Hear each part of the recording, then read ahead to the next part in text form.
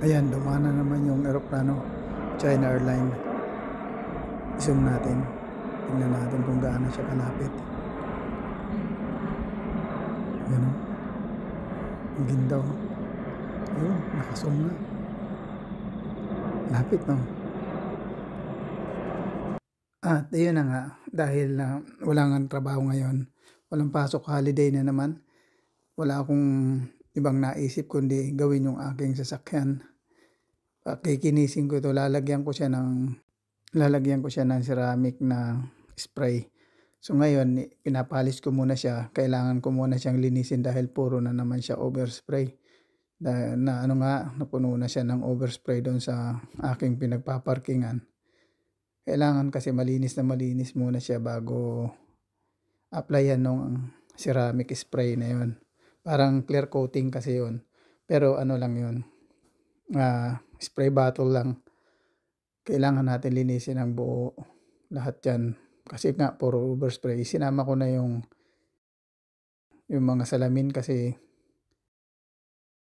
marami ng overspray na pintura.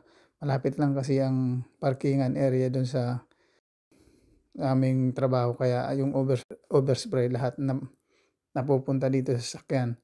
So siyempre kailangan din nating alagaan ito kasi ito yung araw-araw nating kasama.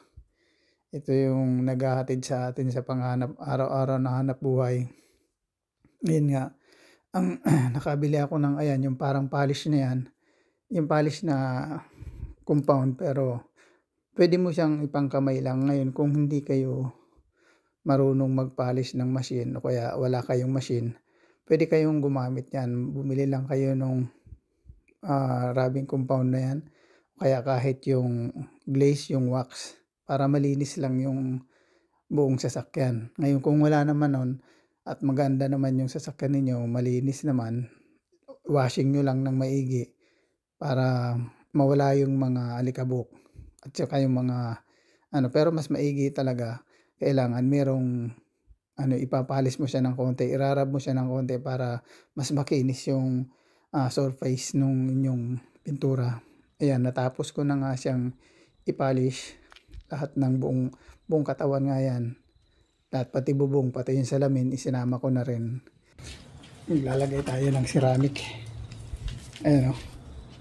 Turtle wax hybrid solution ceramic spray coating. Lalagyan natin yan.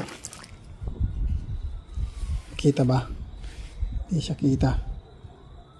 Ayan, dito na nga siya sa maliwanag para kita nyo kung gusto nyo lang maglagay ba para maproteksyonan yung pintura ng inyong mga sasakyan. Ngayon, ang pag-a-apply nito, mayroon namang nakasulat na direction doon sa likod. At yun nga, ang kailangan gawin dito, i-shake mo muna siya ng maigi kasi syempre na-stuck nga siya. At ang direction nga niyan, kailangan gumamit ka ng dalawang basahan. I-spray mo muna siya sa surface na yun doon sa malinis. Pagkatapos niyan, susundan mo siya ng nabispurahan mo na lahat ng gusto mong lagyan. Pero hindi malaking konti-konti lang muna siya. 2 beses mo siyang i-sprayhan. So ako magtitipid muna ako dahil isang bote lang yung aking nabili. Dapat siguro 2 kasi medyo malaki yung sasakyan ko. Susundan mo siya ngayon ng basahan. Pagka ikakalat mo siya para pumantay yung kanyang pagkakabasa. Lalagyan na natin lahat yan, buong kahit yung mga grills na yun nilagyan ko na para maproteksyonan na rin lahat ng may pintura kasi yung grills na yun may pintura yan.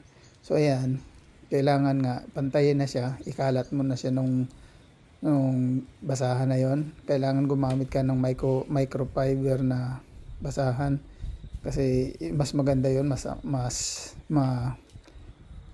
malambot. Marami namang nabibili, mura lang naman yan dyan sa mga auto supply. So ayan, hanggang sa ikinalat ko na nga siyang lahat para pumantay na yung in-spray kong ceramic na yon, coating. Ngayon, kailangan bago siya matuyo, lahat na yan na in-sprayhan mo, punasan mo siya. Mamaya, sundan mo siya nung isa pang basahan, na hindi basa. Kasi nabasa na yung una mong pinampahid. Yung susunod, para mapantay mo siya, gagamitan mo siya nung isa pang basahan. Katulad yan, kailangan ang na-instruction doon, nakatiklop ng maigi yung basahan mo na ipampupunas mo para pantay yung daan. Hindi siya guguhit-guhit yung daanan niya. Ayan, na-sprayan na yan. Kita nyo, natuyo na. Sobrang kintab. Ayan oh, grabe ang kintab. Ang ganda na, para ng mas mahigit pa siya sa bago. Ayan oh, parang bagong pintura lang siya. Ayan, pati yung salamin ng headlight. Ang kintab na oh. Pati yung grills. Wala. Ito na ang resulta. Grabe ang kintab. Mapapasipol ka talaga sa sobrang kintab. Ayan na nga. Siyempre, happy ako rito. Ayan. Ano bang masasabi nyo? Di ba ang kintab? Try nyo din. Kaya nyong gawin yan.